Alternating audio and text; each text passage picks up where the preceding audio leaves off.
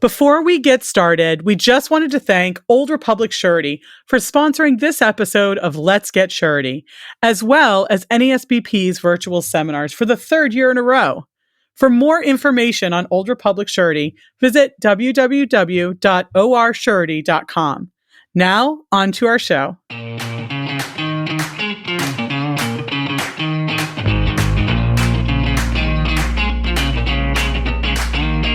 You're listening to Let's Get Surety. Let me hear your bonding talk with Kat Shamapande. Hey everyone, it's Kat Shamapande, and welcome to this episode of Let's Get Surety. So today with me, I have my co-host, Mark McCallum. Hey, Mark. Hey, Kat. I'm really looking forward to today's session. I am always happy to have you on with me, Mark. And today we're going to be talking about risk management and the importance of reading and understanding the contract. And to do that, we have with us Bill Ernstrom from Ernstrom ADR. Hey, Bill, thanks for being on. Oh, hi, Kat. Yeah, I'd love to be on. I've participated in many NASBP functions. This is the first one like this, so this is good. Bill, before we dive into talking about contracts and risk management, can you just tell us a little bit more about yourself and about Ernstrom ADR? Sure. For a number of years, I was in private practice. Started in Rochester, New York, and I focused way back in those dark ages on contracts and construction. And then in the late 1990s, Alberisi Construction, the client of ours, Alberisi is located in St. Louis, asked me to come in as a full-time consultant, and that turned out to be wound up being an employment. And my job there was to turn the company around. So I became a has-been practicing lawyer and a contract executive. The company for the last had been around for years and years and years, family-owned company. I was there until 1997, and the last 3 years made the most profit that it ever made in the history of the company. So I got approached by travelers to talk to the Walsh Company, the Walsh Group in Chicago, and wound up coming on board there as a senior vice president. And my job description was 3 words: change the culture. And that we can have a lot of fun with that later on. But and so over the course of I was there for 13 years, and over the course of that, Walsh jumped from $1 billion in sales to over $4 billion in sales, and that was not all my responsibility at all. But I mean, I was one of the senior people involved in getting Walsh into design build, getting them into triple Ps on a whole bunch of different levels, and then in the end of last year, the end of 2020, I had really completed all that I could do at that point with them. And so I retired, didn't retire from the industry, but retired from Walsh and started Ernstrom ADR. Ernstrom ADR is a entity that's involved in expert witness testimony, as well as assisting contractors around the country. So I've got a number of matters going now in that realm to help some contractors who Mark knows very well around the country. So I was really involved in the AGC and the throughout the 1990s and 80s, I guess too, and so very important to my development to see the construction industry from the doers and not from the advisor's point of view. So it's been a great time, and Well, we certainly want to tap your experience and let people know kind of the benefit of your wisdom. I mean, as you are well aware, construction is a risk management business, and if you do it well, it can be very rewarding. And if you don't do it well, maybe you should go into a different business because eventually that's probably what's going to happen. You've seen it from both a lawyer's perspective as well as a operational contractor's perspective. And something that's always been near and dear to my heart is the contract and all that wording. It's all there for a reason. But how often would you say that people forget, maybe don't even read their contract, and aren't they missing out on probably the most important thing they can do to manage their risk? The answer to that is yes. And that is why I carry around with me this bat that I had made in St. Louis when I was with Alvarese, that I in fact used on a couple of people at that company to get their acts together in terms of contract documents. And let me just give you one more story. Well, Bill, it says big stick on that bat. That looks a little intimidating. And then there's an acronym. Could you tell us what the acronym is? Yeah, the acronym, if I turn it right, is RTFC. And it means read the effing contract. Is that important? Is along the lines that you were making, Mark. The point is there are a lot of contracts involved in a construction project. And just to give you an example, and tell me when you want to cut me off, but when I was with Alvarese, we had a joint venture actually with Walsh at a water treatment plant in Detroit. And the other joint venture partner was an engineering firm. And the only time that I've ever been involved where the engineer was the lead partner in the joint venture. So lots of problems on that project. I went up to take a look at it about halfway through, and the project manager, I said, well, what's the contract say? Because I didn't know anything about the project, and it basically just started. He said, well, I don't know. I said, what? I said, where is the contract?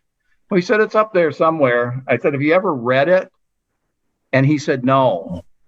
And that's what really started me on this whole RTFC thing. And I think the problem that we have in our industry is where we commit to a fixed price, but there are so many factors that are involved in meeting that number.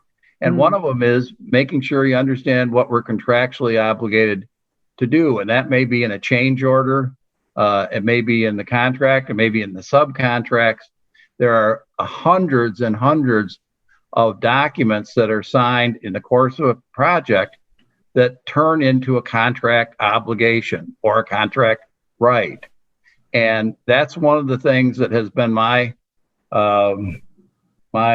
mission for a long time, is making sure that people understand the importance of the contract, particularly in this day and age when we have companies that have not joint ventured or worked together on a project. You're in an area that you haven't worked before, whatever it may be, and you need to understand what the contract says. And that's been my mantra from day one, and it's a real problem in our industry. I think we're getting better at it, but it is still a problem in the industry. Well, literally, the bonded contractor is betting his or her house on that contract. So you would think they would want to read it, know it, and make it a living document for their daily lives. But no. We'll work it out when we get to a problem. I can't tell you, and I'm sure you've heard the same thing. I can't tell you the number of times that contractors have told me that. We'll work it out. We've always been able to work it out before. Well, when the money's really on the line, you may not be able to work it out. Yeah. Right. So I know, Bill, over the duration of your career, you've been involved in various efforts to come up with standardized forms for the construction industry. I guess part of it is, how do you know when you have a good contract? And then once you have a good contract, staying abreast of what it's really telling you and how it's going to change. Maybe some thoughts on that, if you would. Sure. Well, one of the problems and there traditionally had been basically just one standard form that everybody tried to jimmy into use in every particular situation. And the documents were written by architects. So in the 1990s, we at the AGC formed a private industry advisory council with all the big owners, not all of them, but many of the big owners, big owner users around the country. And they were very adamant.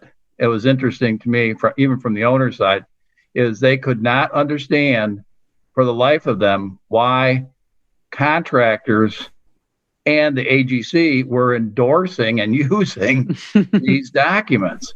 And the thing that is also interesting is that they said, we just never use those documents. And so we hooked a number of very, very experienced and knowledgeable and being ready, willing, and able to speak at a moment's notice of those guys to come on board and work with us in creating a document that we did in 1997, which was an example of a balanced document. Right. So I really strongly believe that those consensus documents are the best example of a balanced contract to be used on a project. That's not to say that they don't need to be modified for each project. They do, but they are the best framework to start with. Well, I think that's a very important point to make, in that I think people need to understand that when you're using a contract, whether it's a standardized form or manuscripted, it's going to have a certain perspective. And that's reason in and of itself to want to become familiar with that and to read it. And, the AIA forms presume a certain activity level of the architect, and that may or may not be true on that project. ConsensusDocs has their own way of looking at projects and balancing interest. And you may have an engineered project, and you may be thinking about an engineer joint contract documents committee document. If I have to say, though, when I look at a lot of the manuscripted forms out there, I think standardized forms as a starting place is typically maybe better than some of the owner kind of proffered forms that I see out there, and at least provides you with a balancing of interest and a good framework to start from. Wouldn't you agree with that? I agree 100%. I would say that regardless, let me just refine that just a little bit. Regardless of what form you wind up with, one of the things that I started at Alberici and continued at Walsh was a post-contract team meeting in which we went over the contract in detail in terms of the risk allocation portions of the contract to make sure that the project team understood what's in there. And I think that is a key ingredient in successful completion of projects. I seem to remember one time you making the comment that sometimes the best decision is the contract you didn't sign. Maybe you could tell me a little bit more about that. No, you summarized it perfectly. I mean, contractors are the ultimate optimists. There isn't any project that I can't do and make money on. Well, that's just not the case. And, that's one of the reasons why sureties are so good for the industry in terms of putting a little reality into the equation in terms of, well, have you ever checked out that owner? Do they have the money to do the project? What about their last couple of projects? Why were there problems on the project? Or what do you know about the engineer? What experience have you had with them? Those sorts of things. So many times, just think about it just for a minute. If you look at like an automotive manufacturing facility, it's inside. All the team is always the same. The production line is always the same.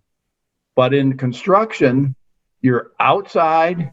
You're never working with the same subcontractors or engineers. You're in different environments. There's just 100 things that can go wrong, forgetting about even what's in the contract. It's a very, very difficult profession. I mean, I'm very proud to be in the profession, but it's just very difficult. Don't make it harder for yourself by not paying attention to good risk management. Right. So when you do sign that contract, now I'm going to ask you to put your lawyer hat on for a minute, right? Okay.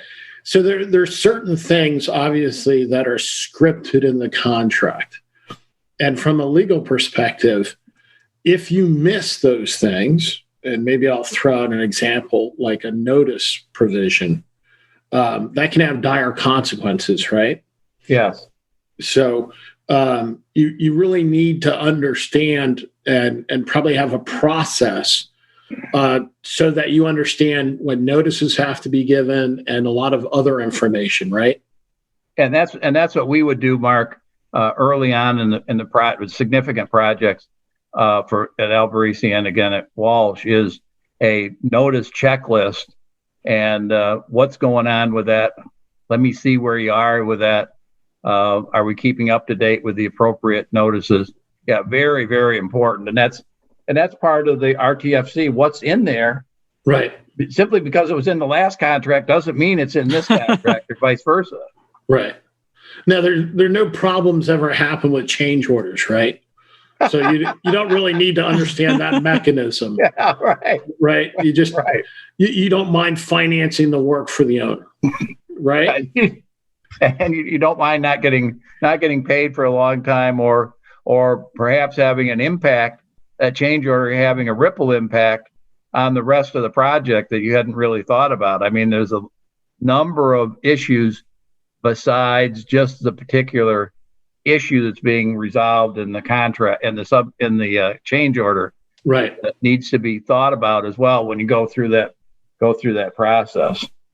Did either at the two contractors you work with, did they have certain procedures or processes or checklists regarding change order work? Yes, it's right here.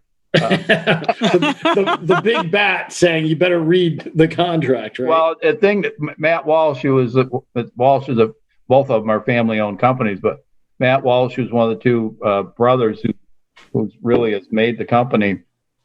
He always said when in big company sessions, now all of you know about the bat, and he would say, I just want you to remember it's RTFC before you talk to Bill. So read the effing contract yourself because you're in charge of that project as opposed to just purely relying on Bill to help you with that. So it's I would say, Mark, what you've hit on is the biggest problem in the industry, not only project by project, but company by company, in the sense that because you get into a bad project with another company who might be, a good company, right? But you didn't do your homework, you'll never get a chance to work with them again because the bad blood is going to be significant. Right. So paying attention or lack thereof can dictate your future, essentially. Yeah. I wanted to go back to something that you touched on earlier that I think is really worth exploring further, and that is the ability of a bonded contractor to utilize that surety relationship for reality testing. Sometimes it is leveraging or at least negotiating contract terms or trying to better this situation.